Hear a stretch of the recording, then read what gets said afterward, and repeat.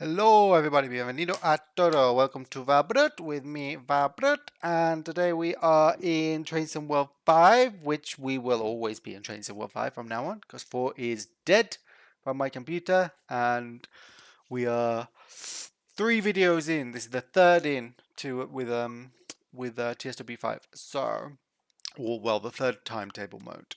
So we are gonna do Frankfurt Fulda, and we're gonna be starting in Fulda and going to Frankfurt, and we are in the DBBR 411, which is the tilty version of the ice train. So let's go.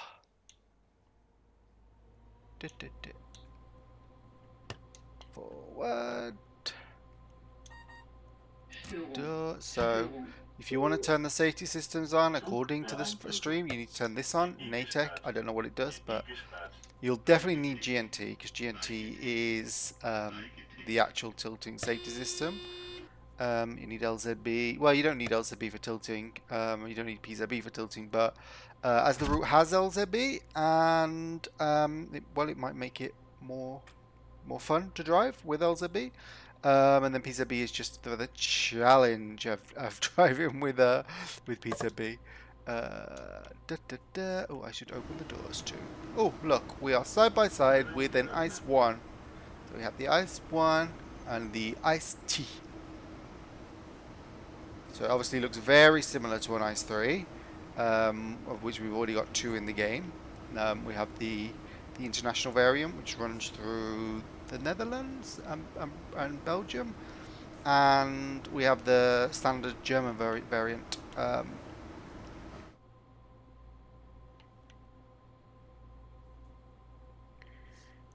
I need to make sure my AFB is on. RFB. RFB. RFB. RFB. So yeah, this menu is the same as the one in.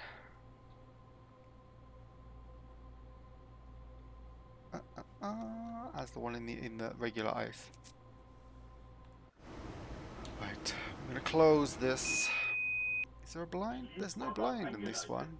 Interesting. Oh no, there probably is, but it's probably controlled by a button. Oh, Red Bull Vectron. Oh, we've got very low speed. We've got a red. Oh, he's been given priority. Well, I assume not to run down the line ahead of us. I assume he's going into a siding, maybe? Yeah, continuing to siding, whereas we are going on to the main line. So he's just going to block us for hopefully not too long. And then we'll be up. So this is Fulda, so it's the same station that we have in Kassel-Würzburg, one of the launch routes with TSW3. And I can say already that this route is like the best German route we've had since that route. Because it's not like a high-speed line like that, but it has a variation of all kinds of stuff. Unblock the main line. My route to the main line is there.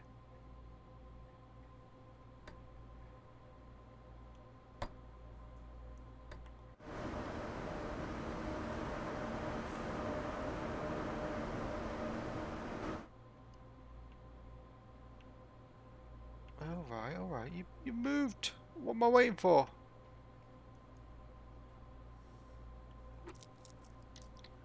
Nada. Oh well. Maybe the dispatcher's asleep.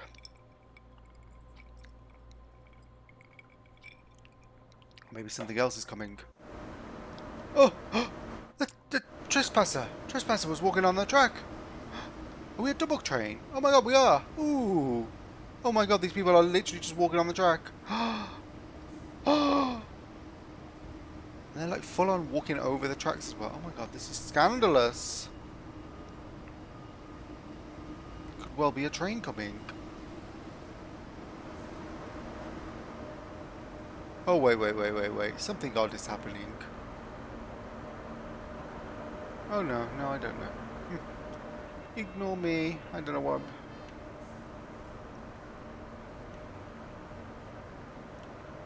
maybe there's like a high-speed train that's going to run through the station without stopping. Otherwise, I got no idea what we are waiting for. If we are a double train, that's cool. And we're non-stop as well.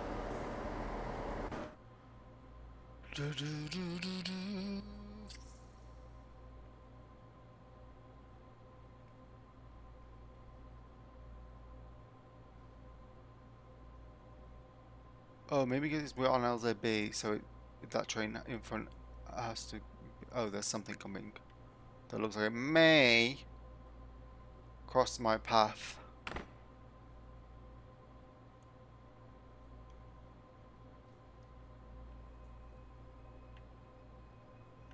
I guess I'll allow it. I'll wait for it. Oh, is that the ice going? Oh, it must be the ice then. Probably waiting for that. Well, I mean, we are also on Intercity Express, so I don't know why you're giving priority to him over me. Excuse me. Yeah, he's blocking that path now. I guess we'll have to wait for him to pass. We'll see what this train is.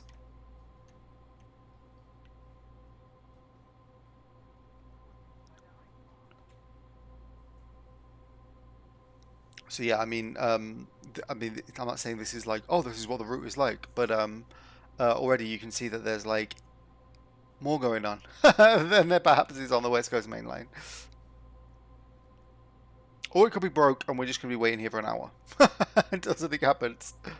That happened to me actually on San Bernardino earlier today. I went all the way from San Bernardino, started in San Bernardino, went all the way to LA Union, and just before crossing the river or the storm drain, whatever it is, it just stopped, just full on. Just none of the signal just stayed red. There were like a million trains, AI trains, stuck, and I was like, I deleted them because you can delete them, and I could not for the life of me get anywhere. So I was stuck, and I had to give up the journey. It was very annoying because it'd taken me like maybe an hour and a half. But this isn't one of those cases. This was legitimately waiting for the other ice train to go ahead of us. I may disagree with that, but dispatcher knows the rules.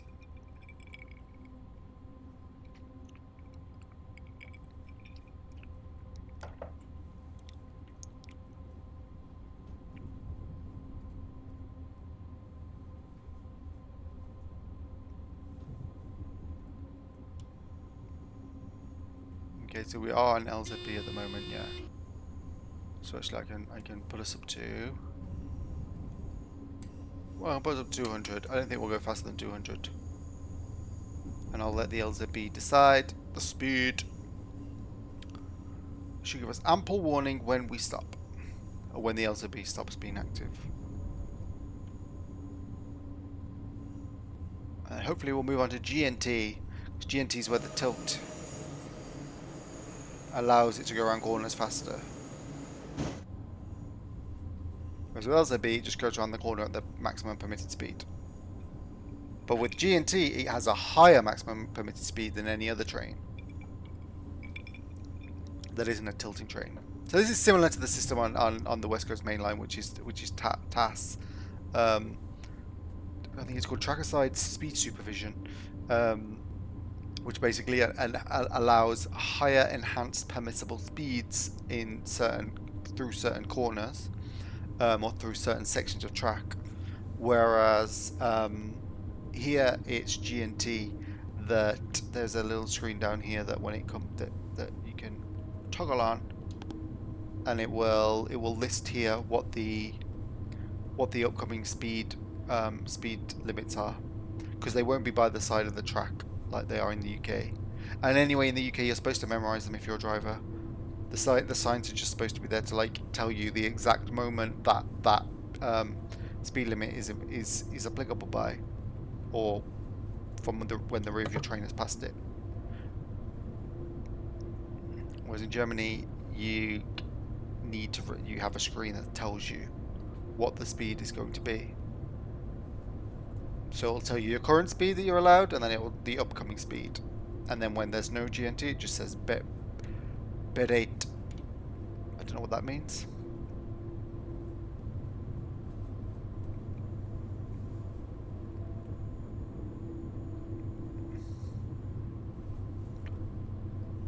Oh, I guess we're being slowed down because because we are stuck behind that freight train. Good lord. We're gonna be stuck behind it the whole way, I wonder. Oh. Now that is poor dispatching, in my opinion. We are an express.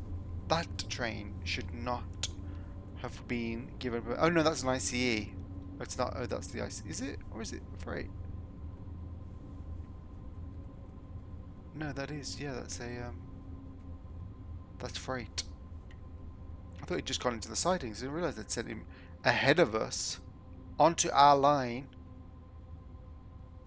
Hopefully he'll come off here and wait there.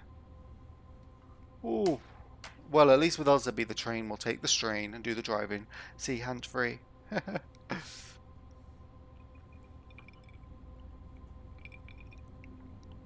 Look, it's doing its own thing. So now we are presumably going to follow that. Yeah, slowly. I'm not bitter, slightly bitter. Yeah, I mean it looks very similar to the Ice 3, but it does have some subtle differences. I think it's narrower, like it's more tapered on the sides, to like accommodate the tilt. Obviously the bogies are completely different. I don't think it has as high a top speed. The front here is a little bit more pointy. I don't know how to describe it. Like it's not the same shape front end. It's similar. Okay.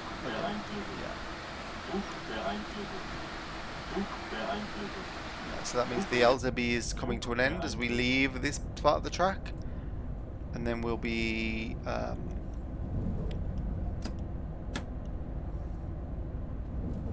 well, I'm gonna throttle down and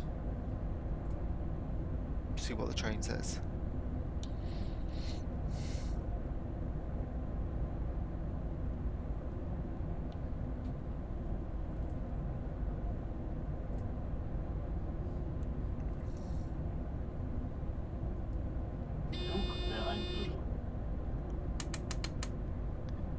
Well, we're still 160, so oh, I need to off.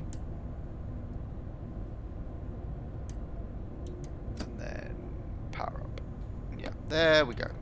So that's I think that's the procedure for dealing with when you end LZB. You have to take off the throttle and then reset the AFB. And now we're just under PZB supervision, so this means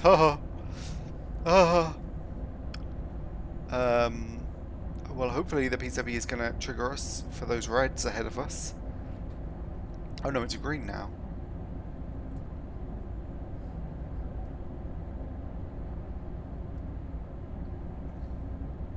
Because we need some greens.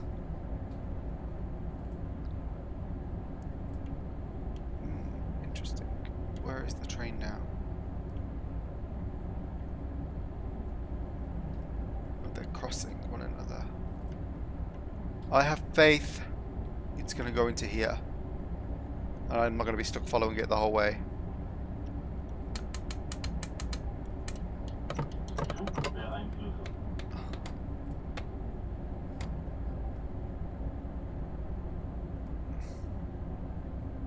Oh, we need to get below 85.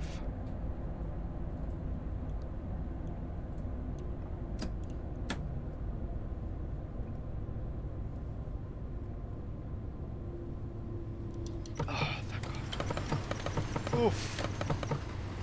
That was a Vectron in Railjet colours. I think I've got that from the Creators Club.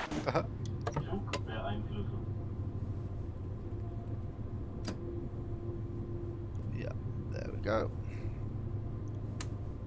Let's stay at 80. Well, no, actually, I'm going to put us down to 70 because there's a red coming up.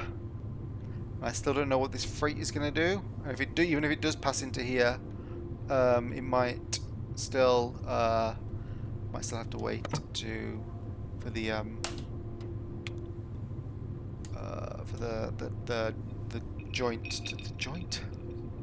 the junction to clear.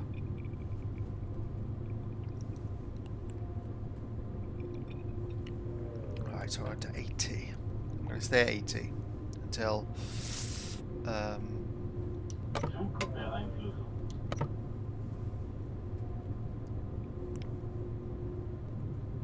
no. How do we have to follow him? Oh no. Maybe he'll come off here.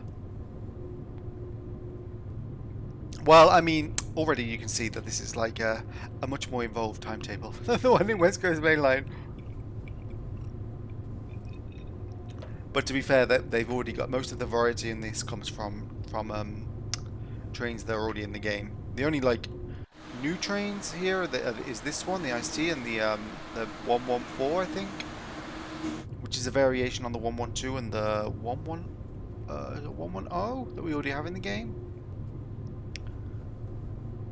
Like very similar train, just with a different speed, top speed, and maybe different sounds or slightly different fixtures, but very similar in that respect. But there is a lot of variation from all of the layers, and I don't even have all of the layers, so.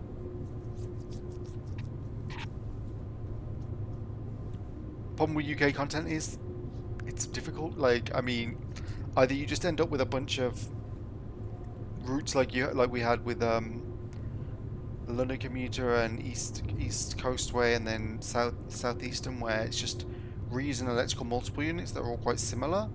Oh, did I not? No.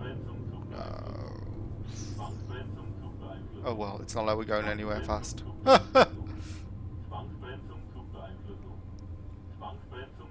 So when you do this like an idiot, you need to reset. You need to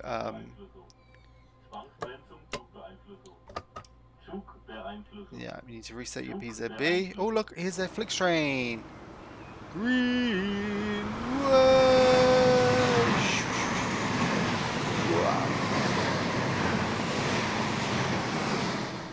Whoosh.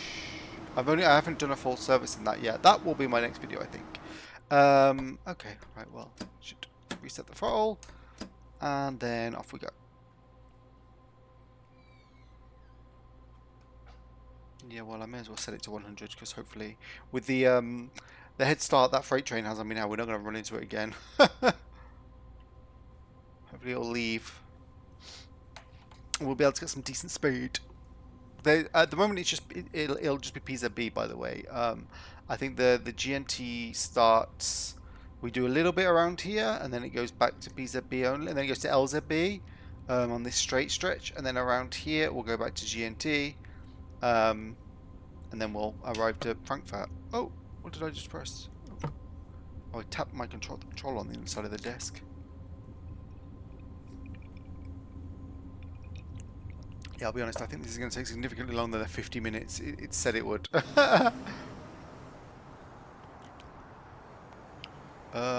The one on the inside lane should be going significantly faster. This is the Autobahn.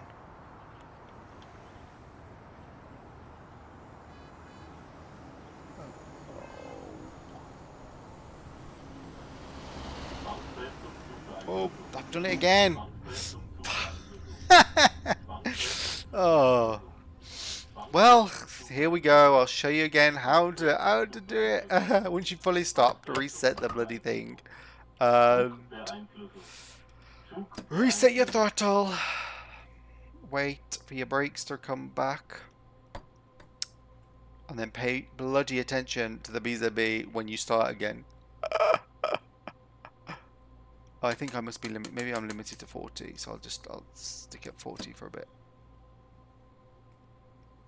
And we're off. Okay, I've learned my lesson. I need to pay attention to driving. We're 14 car train. Look at us. Snaking. It'll be nice when the tilt goes. You'll see all of the carriages tilting.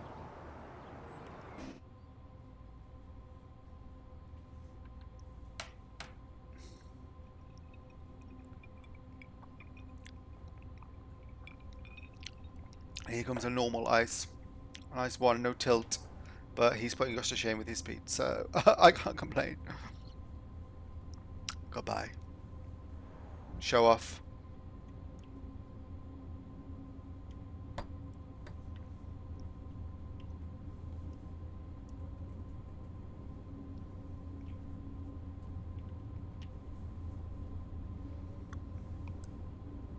Well, I'm hoping when I get past this green I won't be restricted anymore, so I can just go mad. Up to 160. Until I like run into a red and trigger it again. I'm gonna put on the fan.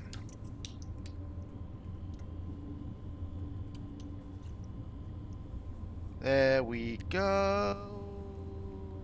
No restriction. Come on. Max power. Well, let's see if we can still outrun it. It's only going about 40, 45, 40 to 50 miles an hour. So we shall.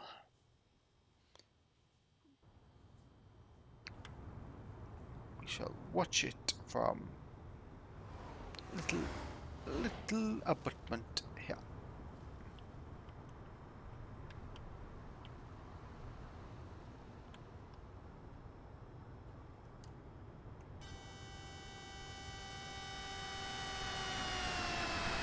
Doppler effect.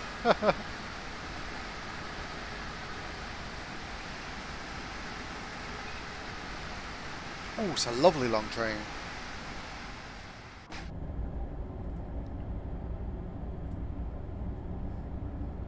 Okay, we've got 150 coming up. And there's another iced tea. Iced tea to a kind. Oh, it's another double one.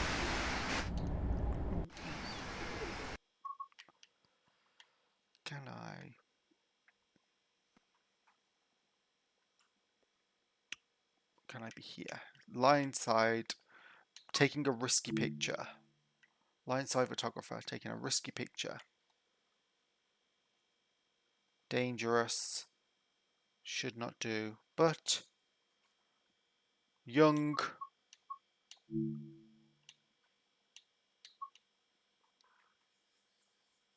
No, that makes no difference whatsoever. So I'm gonna increase depth of field so it's not so obvious, right?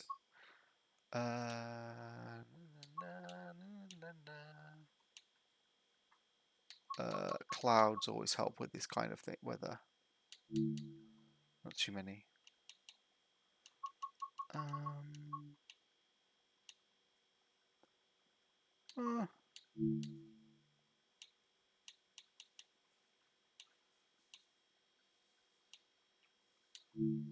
Ooh, yeah. Ooh, lovely, isn't it? Eh? Lovely. I'm going to take that picture. Okay, I'm going to reset it. That can be that. Because I don't want to take too much time taking pictures. Oh no, we've got 130 going up. I'll just still set 130.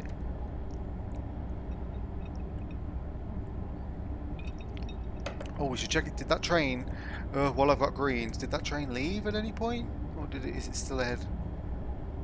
Still clogging everything up. I mean, I've given it a massive head start. Oh no, it is. It left. Oh, we can get up to speed again now.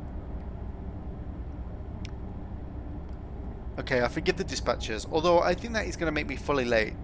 So is me not being a good driver, but still.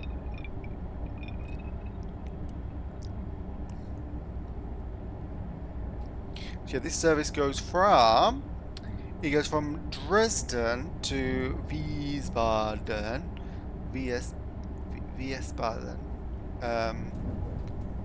via Frankfurt Main, which means we're going to pull it into the station, and then I assume afterwards it would pull out and carry on. If you look up Frankfurt, it's like this. So it does. You can just carry on, and some services do. So they'll only stop at Frankfurt South, and then you'll carry on, and then the AI will just leave and go across the bridge. But then others will pull in, but they might pull out and carry on the other way, or go out this way.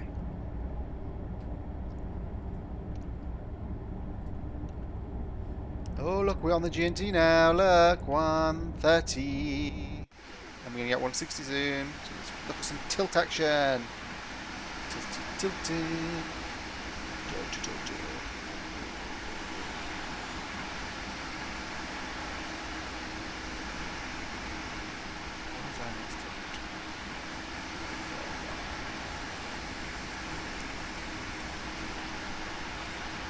There we go. Tilty, tilty. Oh, look at that. Makes you want to, like, crank your neck. And I have taken this train on earlier today to go on Dresden to Chemnitz. And I ran from Chemnitz towards Dresden. And the GNT does work on that one too. So you get the tilt and the higher speeds. But because it's not in the timetable, so you can only really spawn it in and use it. And I did come across some issues where I was getting reds. The signalling I don't think is set up for a train this fast. Bearing in mind the 612 I think can only go 140. And is a diesel, so it doesn't have great acceleration, whereas this goes very fast, very quickly. So I actually couldn't finish the journey I started because, well, I did finish it, but by going through a red.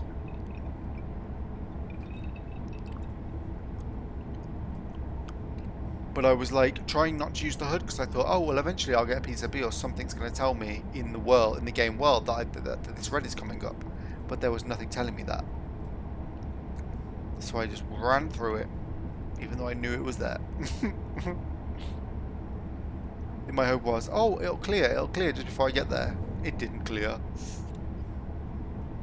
But I could never be a train driver.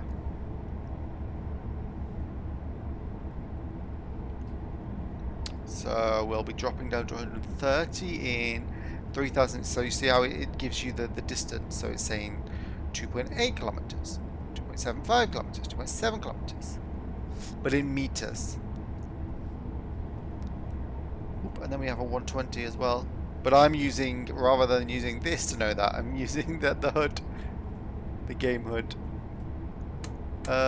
Well, I may as well start bringing it down now. The brake actually in this train when you're just using the AFB is not that fast. It doesn't speed you down to the speed at all. And I have a feeling I've heard German drivers say you're not supposed to just rely on the AFB to bring you down to speed. You're supposed to like put your own inputs into the brakes. And to that I say, what? Drop down to 120. I don't think the 10 kilometers an hour is going to make much of a difference now. Assume I'm going to be late.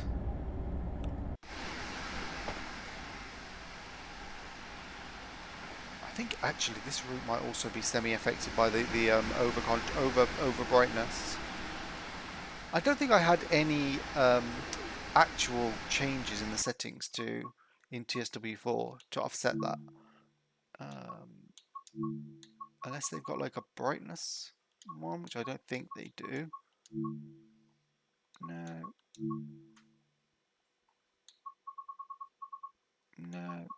VSync turning on is very important because there was so much screen tear in this game. Texture quality. I think TSA was the TAA was the default one. So yeah, you see got everything up to high. Shadow quality medium. I don't know why I've got it set to that. Foliage quality high. Maybe I'll put it to ultra. watch my frame rate drop. They look thicker, don't they? But they are also like, you can note the popping maybe looks a bit more obvious. Oh, look at this tilt. This is like proper tilt. Look. You're gonna see, look at that. Look at that. The whole train just like rotates.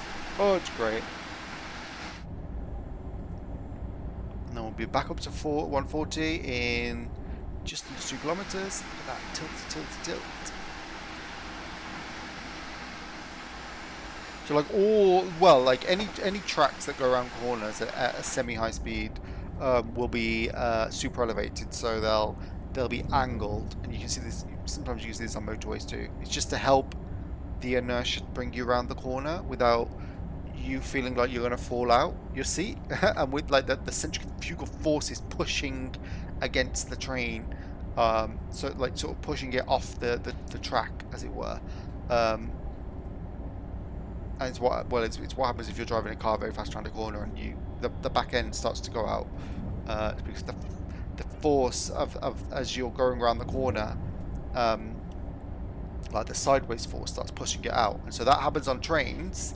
But it's never usually with the tilting mechanism. It's never usually about the fact the train was going to derail if it went at that speed without the tilt. It's just that the passengers would feel it and they'd be like, you know. You know when you're a kid and your dad goes around a corner too fast and you're like, whoa! You slide around the bill or on a bus when it happens. That's what would happen on trains. So the super elevation, and then to try and offset that at like regular speeds, and then the tilting allows you to go even faster around a corner without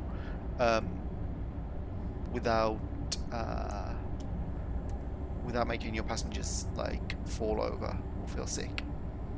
It's quite fascinating actually. If you've ever been on a tilting train, if you've been on the Virgin tilting train in the UK, at some point, I mean, if you're not paying any attention, you will never really know that it's tilting. But if you notice, if you're sat like in a seat and it's going around the corner, and on one side you can see the ground, like the tilt of the it's tilting towards the ground on that side, and then on the other side you can just see the sky. You realise that they can tilt quite a lot. And then when you notice it sort of bring you back level again, it's fascinating.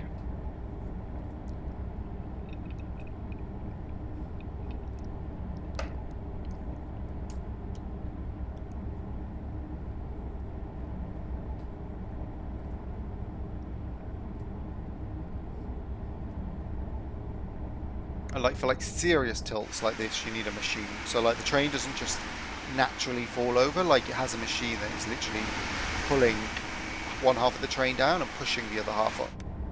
So it's like deliberately pushing it. You can get like I think Talgos and maybe the TGV, they have their what do you call them? They're kind of like their wheels are integrated into the body of the train, so the actual connection between the wheel and the body is at the top. So they can, with that, they can naturally let the coaches lean around corners using the suspension without having to force it too much.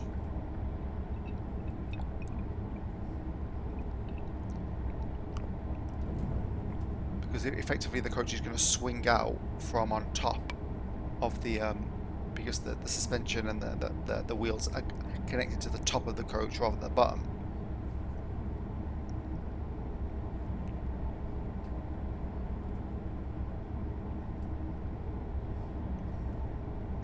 You ever see like a Talgo or a TGV coach unconnected to the next one? And it's quite rare because they generally are kept as in sets. Then you'll see how the suspension works, and they connect to the top. Quite fascinating. I believe that's how, maybe even how the original APT was supposed to work before they had to like cost cut it and make it like work and put airbags in.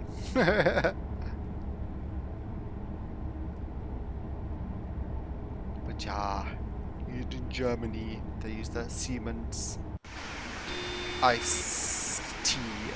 And there is a diesel version of this, or was. I think most of them got scrapped. Oh.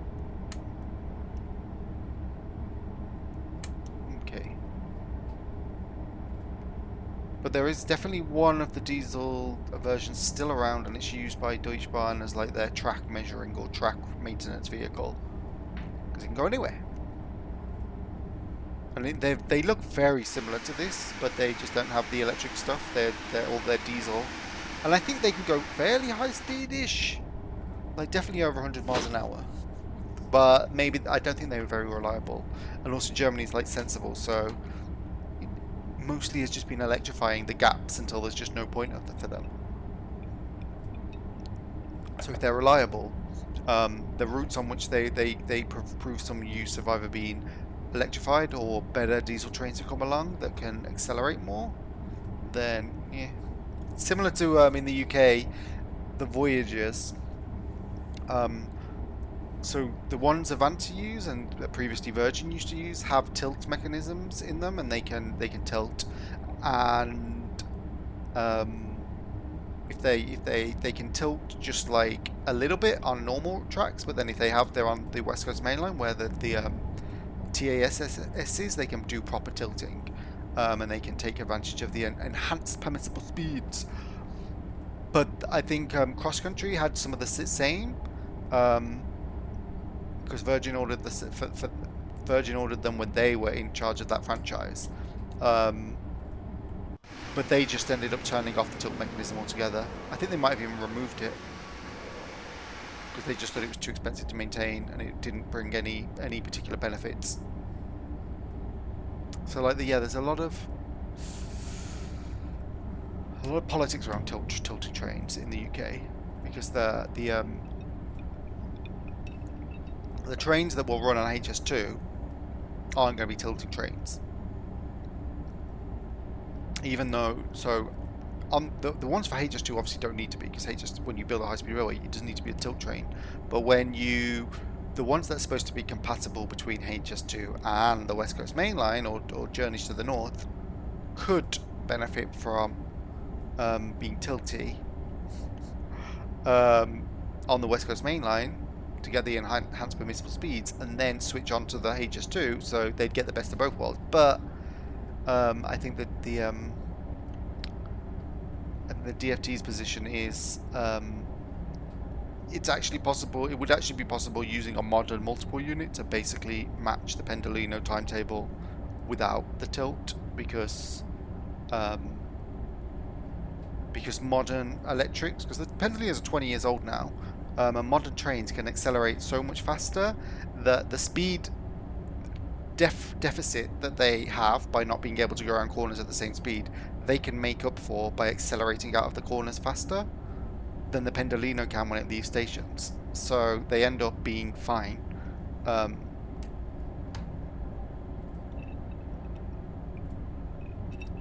There's a really good article I read a few years ago. It was explaining like why aren't they requiring the new HS2 trains to be tilting? And it was sort of like because you can just take advantage of modern technology. Oh, why is my throttle given out? You can just take advantage of modern technology, lighter trains, lighter equipment, more efficient traction motors to just power the train out of the corners and get back up to speed, and it makes the difference negligible.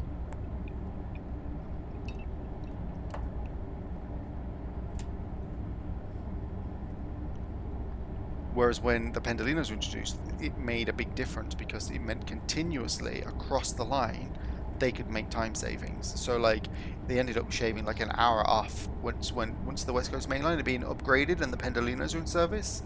Like in that first moment, it like really was a revolution.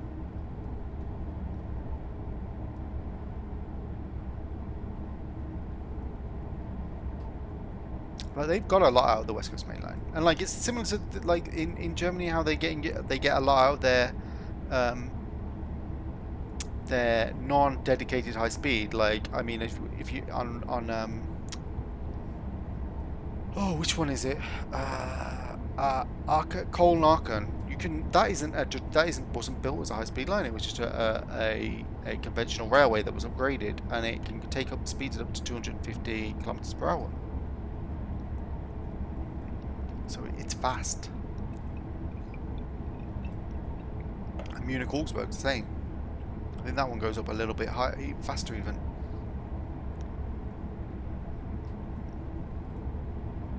But it's also the signalling. The UK could have 140 mile an hour too if it wanted. It could maybe even go a little bit more than that if it had the trains to do it.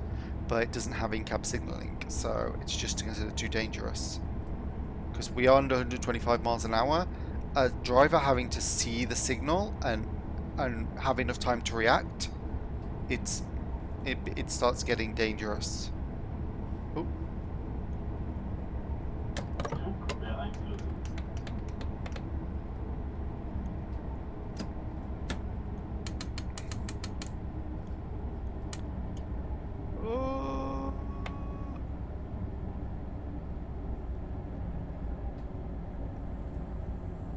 How I'm supposed to. I don't know how I was supposed to get down in time for that. I mean, even now with the emergency brake. Oh, I'm not even sure I'm going to be with the emergency brakes, and I'm going to stop for that red. Full application. Oh, just about. Oof. Right, what's in front of me? Oh, it's a regional service. This is a good service, I will be honest. It's keeping me on my toes. Right, everything off. I will reduce this to 1. B. Yeah, there we go. And then we shall wait.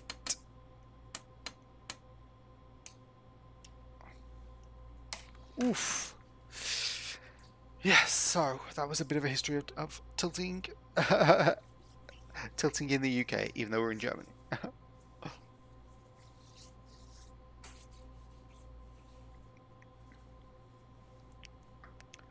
But you've always got to say that the best thing to do is like make the most of your existing infrastructure, and then and while you're doing that, then you can start thinking about high speed. And the UK kind of did that. I mean, when you think about what the East Coast Main Line and the West Coast Main Line are capable of, in terms of how much.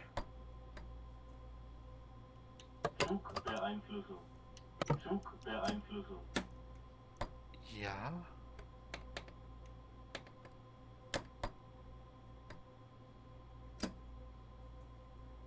Oh, there we go.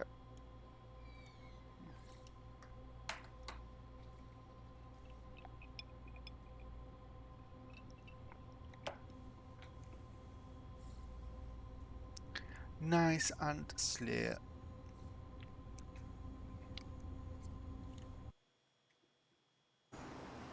Oof. But that was a hang and a half.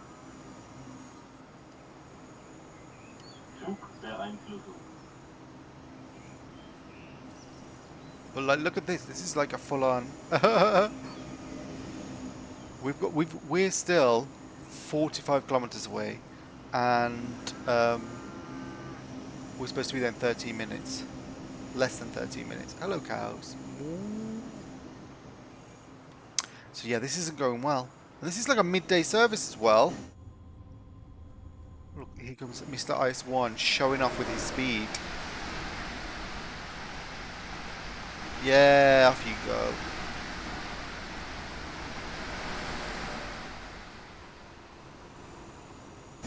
I'll be so happy if somebody does ever link all of these up so you can, somebody merges it with Kassel, Würzburg, so you can come on to Kassel and then onwards to, well, come on at Fulda and then carry on at, oh, it looks like we're 3 to 80 at least.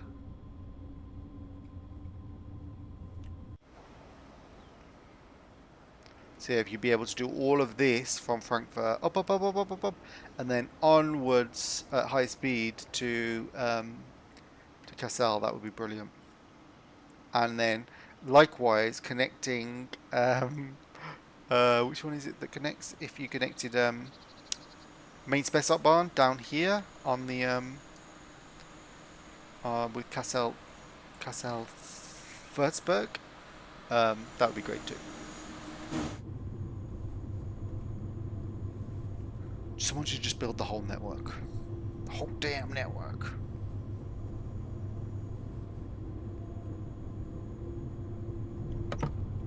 Not safe to release. Okay, well, if you're saying speed limit 165, I can live with that, I think. Oh, we're still under GNT though. No, no, no, no, no, no, no. I see that red and I'm going to use it.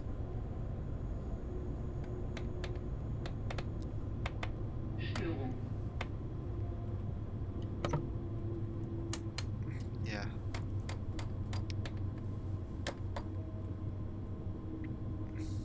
I'm not taking any risks. It may be 1 kilometer away, but I'm like, no, I'm not going getting up to full speed. I know the deal.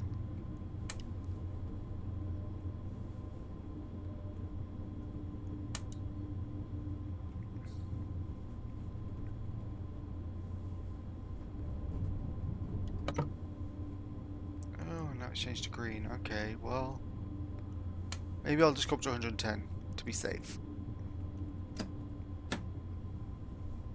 And back up again. There we go. How far along are we, considering we're supposed to be 10 minutes away? Okay, well, no, actually, we have made it halfway. I think this needs to go on the list of great services. Because, like, although I sound frustrated and like, oh my god, it's so annoying, blah, blah, blah, I mean, it's pretty good when you come across a service like this that's like not a regular A to B, where you keep getting shoved behind other things. Because it just makes you like, excuse me, do you know who I am? I'm an express. Literally, that's what the E stands for. Intercity Express. Why are you putting regionals in front of me? Why let freight slow me down?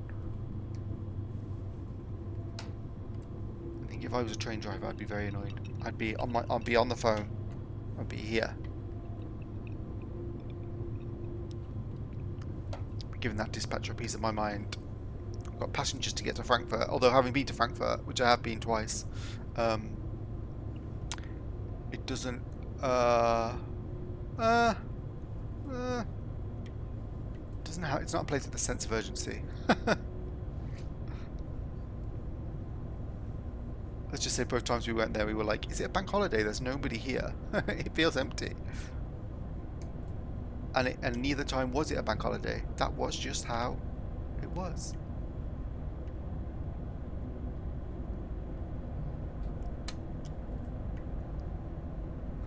But it does have some nice buildings. And of course the train station is amazing. I think the first time we went, we arrived on the ice from London to Frankfurt by train.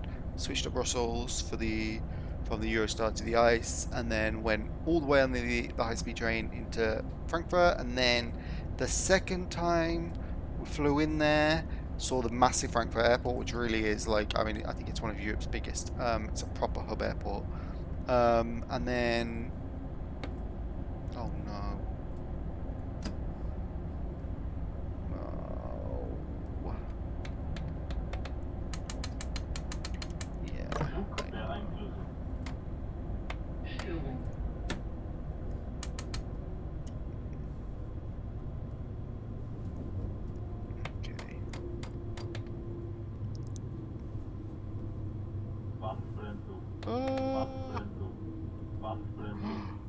This time I'm not going to do it, am I? Oh no, I am. Oh God.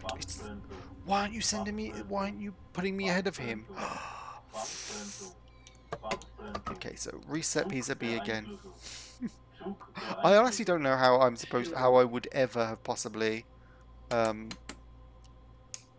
assume when you're a driver on this route, like in this situation, you're just told never to try and get to full speed.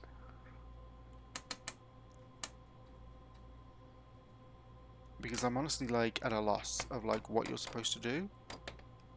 Because like without the PZB magnet, the 500 Hz magnet, there's no way I'd have stopped in time for either of those signals. That's the problem I had on Chemnitz as well.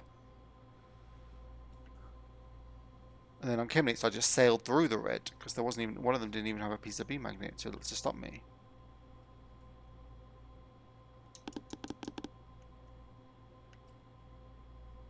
No, he's gone. Okay, so I can go now. But I'm gonna keep myself at slow speed.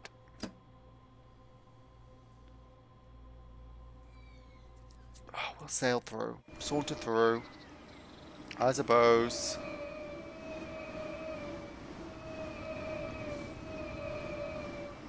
Yeah, so the second time we flew into Frankfurt, but then we went to Hamburg afterwards. So we took a DB BR 101 when it was a super long train. I think it was like 14. Look, there's the 114. So it was like a super long train.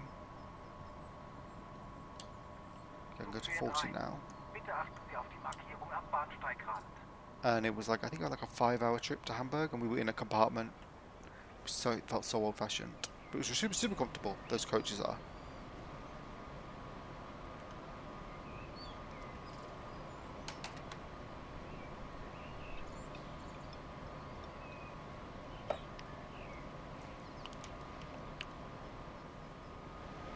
And that was back when, well, that was back in, when was that? It was 2014, about 2014, I think. Well, one of them might have been 2013 and one of them might be 2014. I can remember the 2013 trip was because we just wanted to go somewhere. So we went, we wanted to go by train. Oh, because I had done, the previous year I had gone Eurostar, then IC to Cologne, and I wanted to carry on to Frankfurt the next year, so we did it that way, and then we went to Cologne on the way back, and then yeah, we went back on the train as well. I think I'm free to go up to 100 now, I think, and I will stick to 100 because that regional train isn't going to outrun me. I think they've got a 140 max speed, and he'll be stopping at stops all the way. Oh my god, I'm already like... I'm going to actually just stick to 40, I think.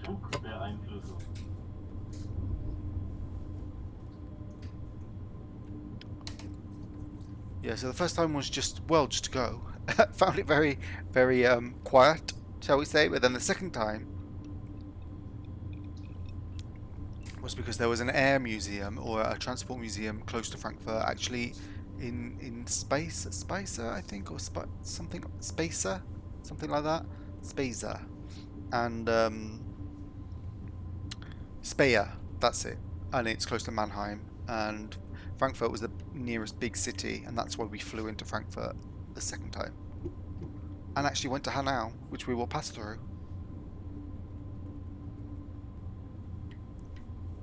And that was, Hanau was like, somehow even more boring than Frankfurt. But the Transport Museum was amazing. It's, Museum Technic. I recommend anyone go there. It has a Boeing 747, an ex-Lufthansa Boeing 747-100 on stilts. Yeah, and you see pictures of it. It's unbelievable. And there's another one by the same people of that museum that has the Russian, the Soviet Concorde, and the French British Concorde, also on stilts, and you can go up into them. Well, I don't know about if that one. I haven't been to that one, but the one with the 747, you can go up into it. It's absolutely stunning because they've got like some of the original seats, but then they've torn some of it away so you can see all of the way that the structure works and all of that. You can see down into the luggage things. Absolutely brilliant.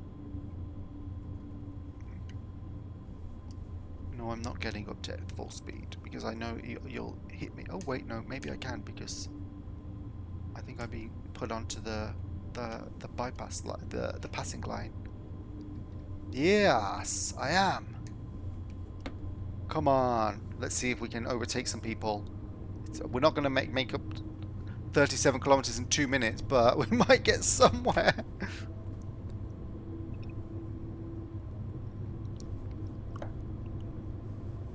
I mean, for it to be this badly delayed, like we've been doing this for 54 minutes now, and we are still around, I mean, not even 2/3 of the way yet. So yeah, when I say this is a difficult one, or potentially even like some kind of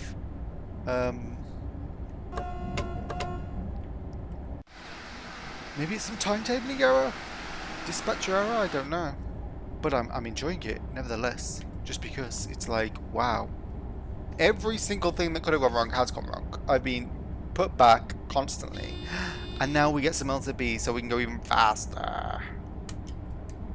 I think 200 is the limit on this line, but I don't mind. If it allows me to bypass that bloody regional train, who I hope is stopped right now. Yes.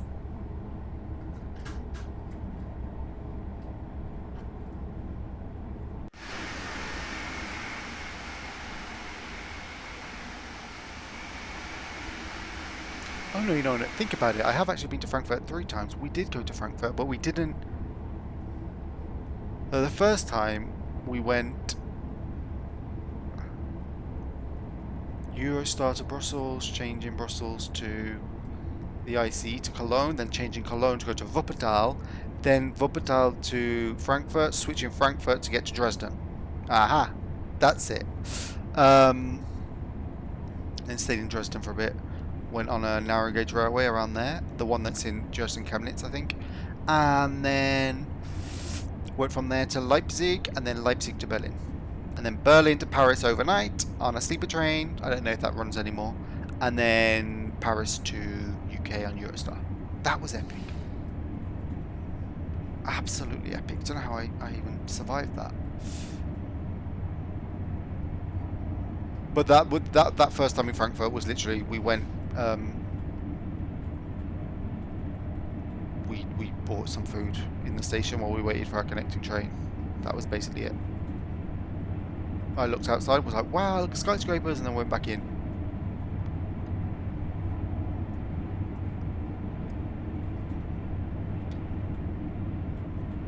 I did pass that train, thank God. Now. No, I expect the rest of the way to hopefully be much more serene. Sorry that this is going to turn into an hour and a half long video. I hate making them more than an hour, and I'm always like, oh, it'd be better if it was just half an hour, but I really wanted to show this route, and I didn't realise I was going to pick the most impossible, like, service ever. And to think, it started out with people walking on the tracks, then we got stuck behind a freight train, then we got stuck behind an ICE, then when we finally made it onto the line towards Frankfurt, we got stuck behind a regional. Oof.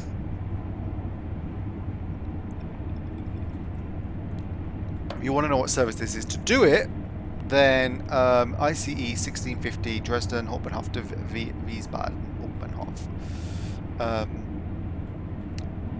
This was probably the train I got to Dresden, but in the other direction.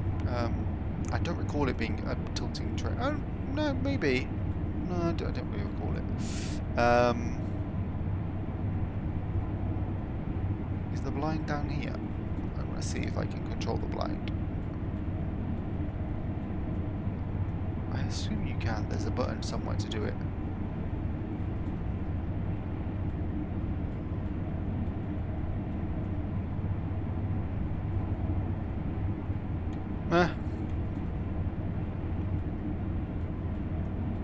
Is that it?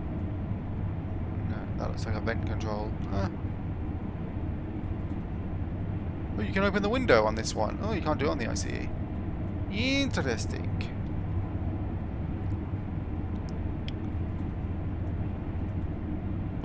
Oh my god, we're coming right down.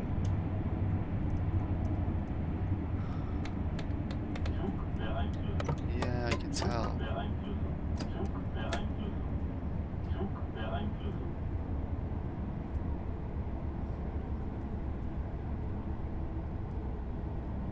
Oh, okay. Actually, that's a long distance. So yeah, I'm just gonna I'll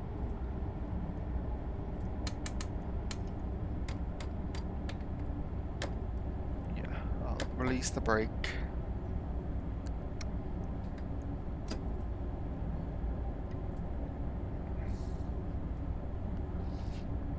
Saunter along at 120 for a bit. And then take us down to 110 once we're... Yeah, take off the throttle. And then I may as well just put that back up to 110.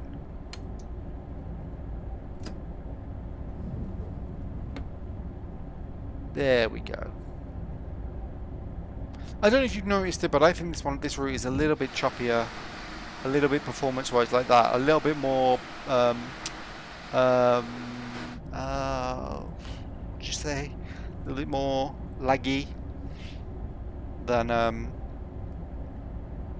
West Coast Main Line. Like, there's definitely a couple of stations where it really slows down. Like, this seems to be one of them. But there's one close to Frankfurt where it does the same, where it like, oof. Oof.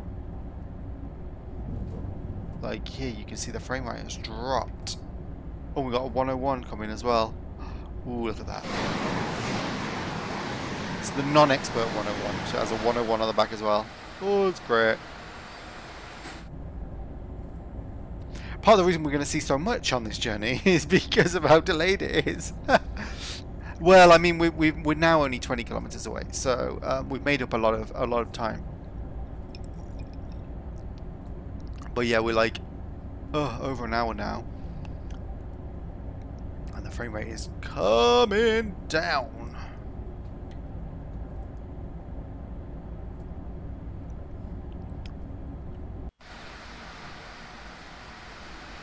Ooh, there's a turntable there.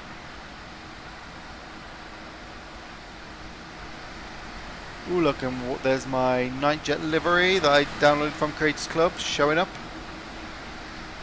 Oh, oh, oh.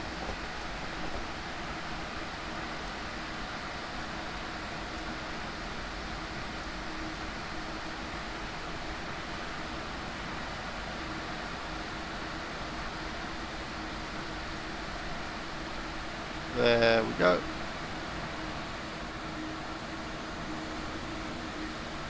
Where's this?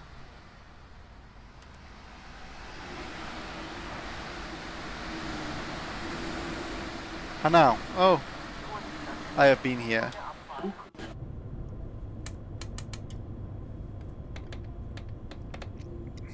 Oh, thank God, that was easy.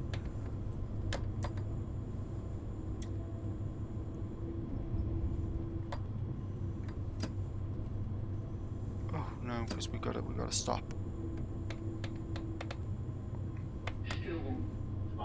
Oh.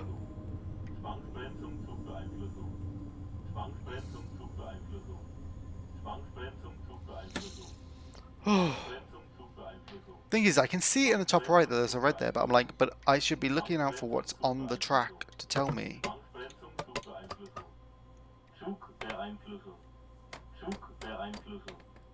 Oh look, there's an IC. Is he been given priority over me? How? This is getting to be a bit of a joke. Do the people from Dresden not deserve this? Not deserve to get there speedily? Where's he coming from?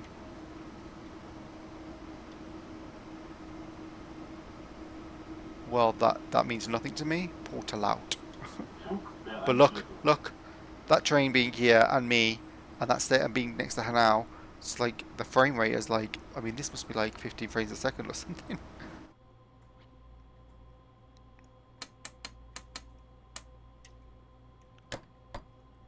No, I need to keep it on. Yeah.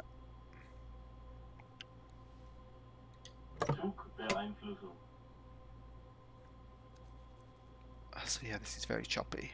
Hanau. And like I said, I've been here, but I don't even recall anything about the station. And Hanau itself was very dull.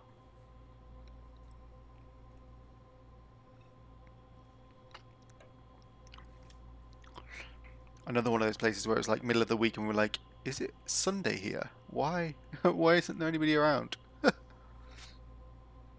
a few places in Germany like that. Bear in mind this was like 10 years ago, so it might have changed a lot since then, but oof. I mean, buying anything in shops easy, and in restaurants, and the trains were a breeze because there was never any queues for anything. But Although oddly enough, there was queues in bars. That's where everyone was, it seemed.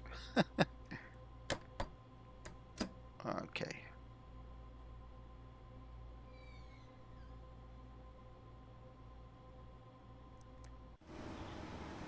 Oh, I may as well enjoy the regional. Regional Express. Regio.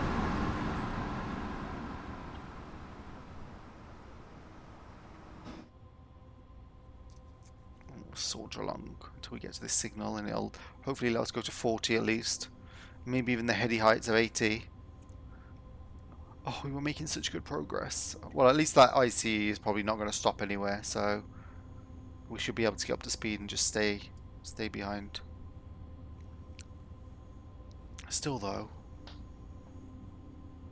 whoever made this timetable wanted this to be a frustrating service, I think.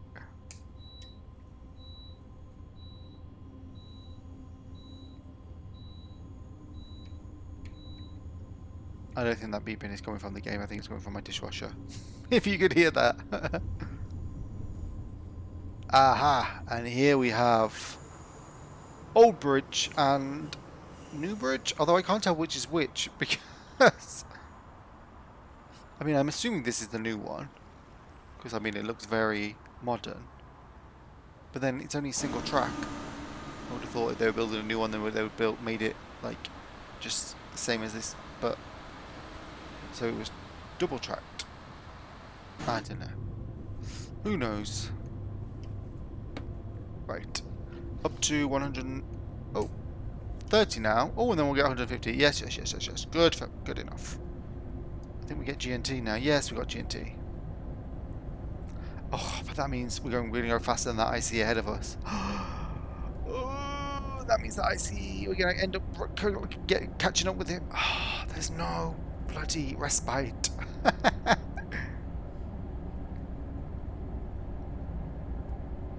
All I want is just to get to Frankfurt. I don't want to get to Frankfurt because it's Frankfurt, but at least it's got a nice skyline. Oh yeah, we'll be able to see the skyline because they modelled that quite well. Oh, and there's the one of the Airbuses. I think they got an A350 and an A320. Or it could be an A321 or an A319 or something, but I think it's an A320. And it's definitely an A350. I can't tell what that is from here. The wingspan looks very long, which makes me think it's an A350. They have a very wide wingspan to make them more efficient on long distance routes, and they're much bigger planes generally. So I think that is probably an A350 because it looks big. But it could just be a very low A320 too. But I don't know.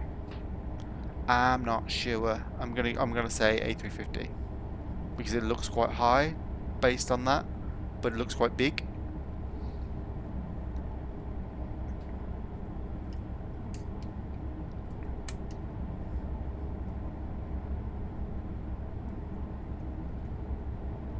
So yeah, Frankfurt Airport's like somewhere off over there. And it has its own high-speed line that links it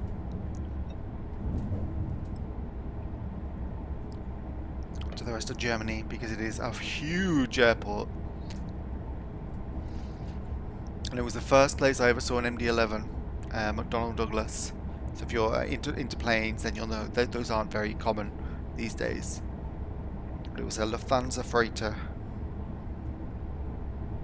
I remember seeing it be like, oh, a trijet! You never see them in Europe these days. They'll only ever see them in Europe as freight planes nowadays because I don't think anyone uses them as passenger planes anymore. I think maybe KLM were the last who were using them in Europe, and they got rid of them ages ago. So yeah, seeing that was very nice. Frankfurt's very good for transport. I've got to be honest, the train station's amazing. The S-Bahn's great. The airport is amazing. It's got well, that's not in Frankfurt, but it's close to Frankfurt. That transport is amazing.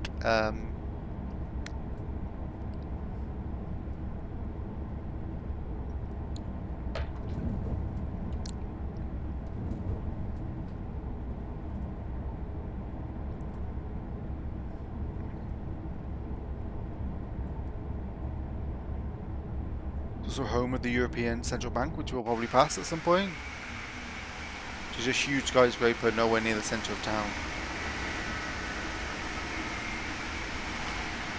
You'll just see like one skyscraper on its own and be like, oh, is that Frankfurt skyline? It's like, no, Frankfurt is miles away from that. That's just like where the European Central Bank decided to build their headquarters.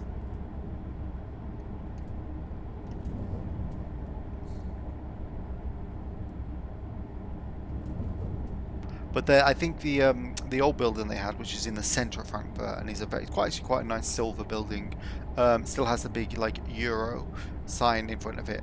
And actually, that reminds me of something I watched today. Today was the annual World Tram Driver Contest or something like that. I can't remember the exact name. Oh, we've got a diesel train coming up. I will return to the tram story. Way.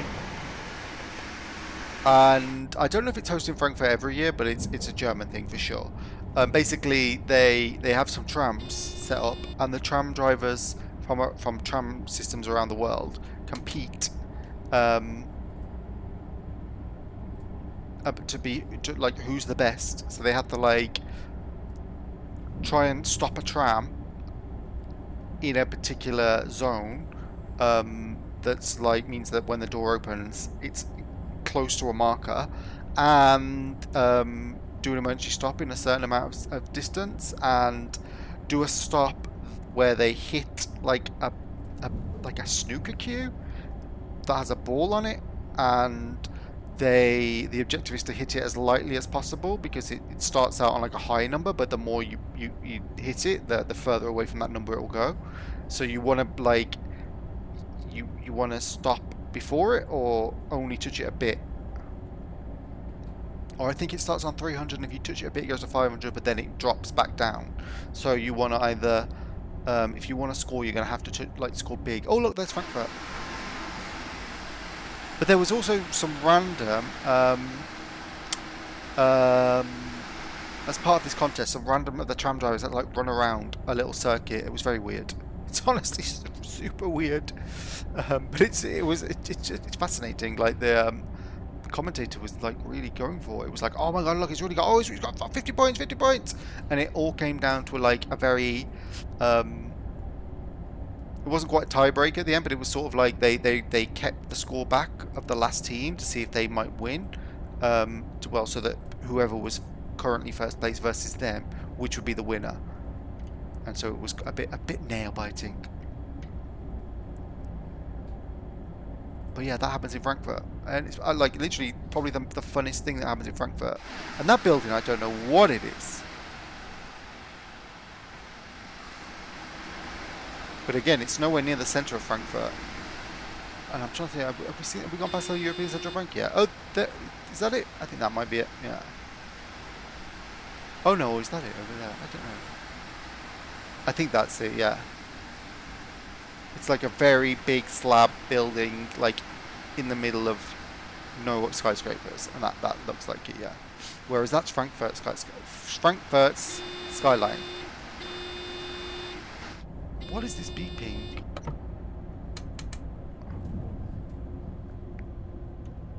Oh, was I breaking GNT or something?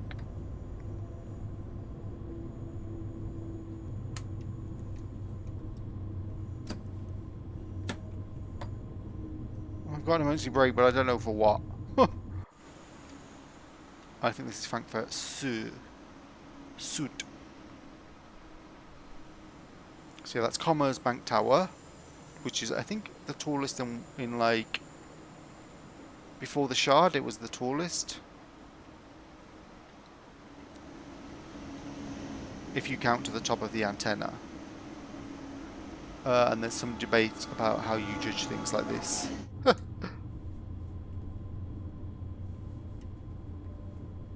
Like I think there's like an organisation that measures buildings about says which is the tallest, and they have different measurements for to the top of the highest structural element, to the top of the highest like architectural element, and then to the top of the to the top of a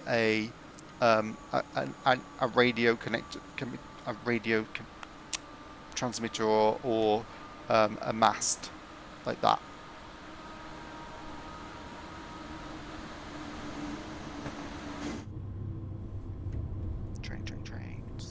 I've been on one of these skyscrapers.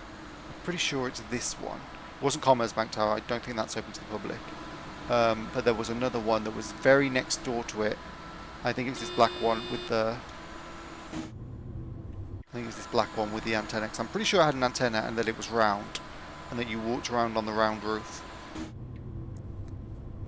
And that was actually probably the busiest place we actually saw the whole time.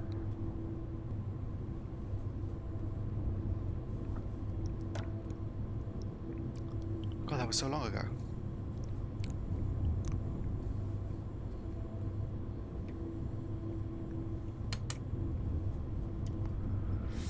I am going to start redoing. Well, we're already late, so it's already an hour and 15 minutes this service has taken, and we're not even at Frankfurt yet. But that was Frankfurt Sud, so we don't have any more stations until we get there. So we are on the inbound into Frankfurt. And look, here's a little diesel multiple unit that I'm going to let go ahead of us because why not? It's going to Frankfurt Mine.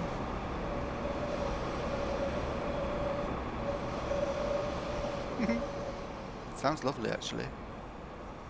Oh, now you see the frame rate start to drop as we get close to Frankfurt. You'll see why when we get there, because it is. I mean, it makes Munich look small.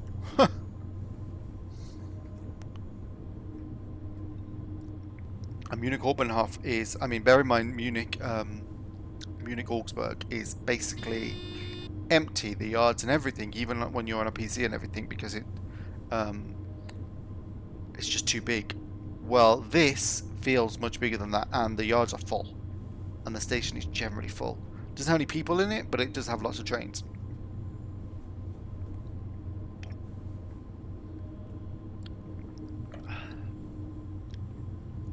And that's Messenturm, I think it's called.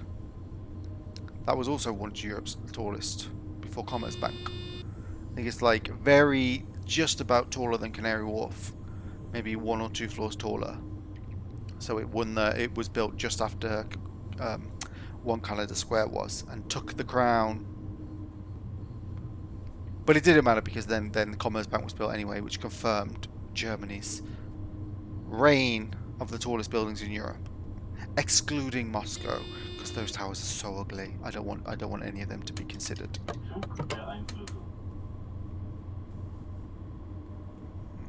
Let's drop down speed. Yeah.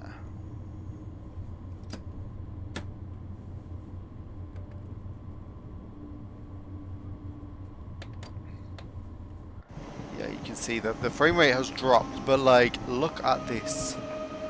We are among yards. Although actually it looks more empty than it usually does.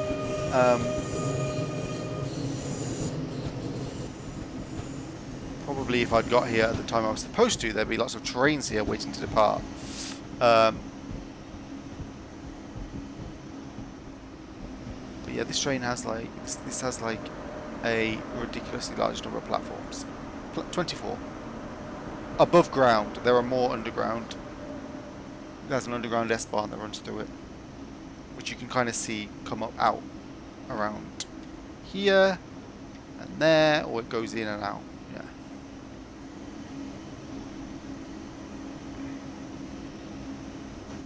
Then we will go into the huge train shed. Genuinely huge.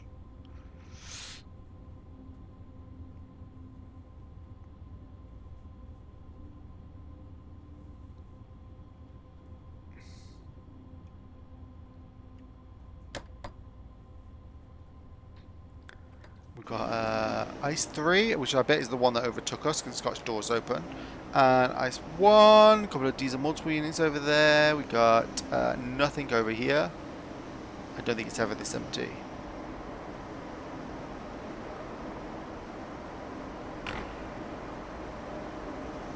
But yeah, like you can see, there aren't many people around. Like Frankfurt may be empty, but the station is usually full. There we go. Well, I mean, I have my safety systems on and triggered them like 4 times at least, so I'm assuming I'm not going to get the platinum.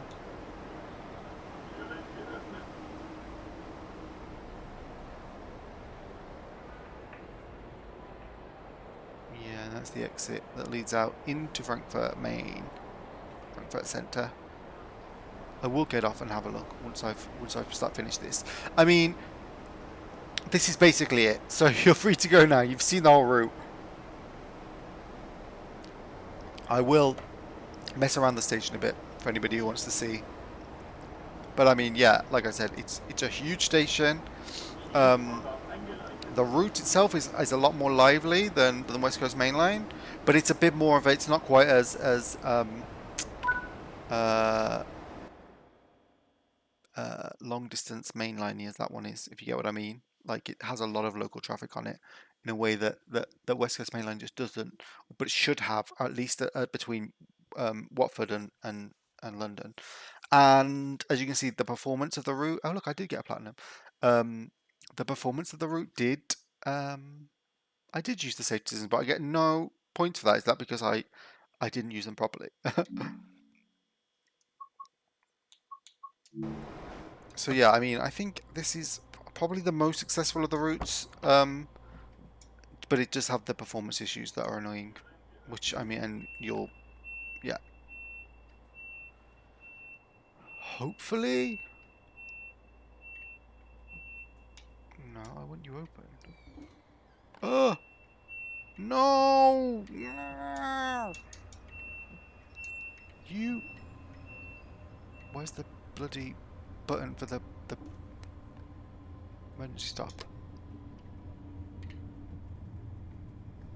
Oi! Oh, that's cheeky. Can I jump out the window? No! How do I stop a train that I'm not in control of? Do I have to run to the front and like try and stop it? That's so annoying. You know what, I'm just gonna end it there. He'll have to join me on another day. I'll do a Flix train service and then I'll hop to this station because they all go from Frankfurt Sud. Um, But yeah, I hope that showed you the route. And I'm sorry that I picked a service that literally took forever. Literally an hour and 23 minutes. That's going to take ages to upload to YouTube. But anyway, that should, I mean, the fact it took so long, you got familiar with the safety systems at least, how to turn them off and disable them. You got familiar with how many reds, well, all the signals are, because I encountered so many reds. You got familiar with how much the variety of traffic is, because we saw just about every train there is on this route. And you got familiar with the buildings and the sights and sound because we never really got up to much speed on this route. So I hope I've literally given you the 360 of this route. And with that, I'll say goodbye. Hasta luego.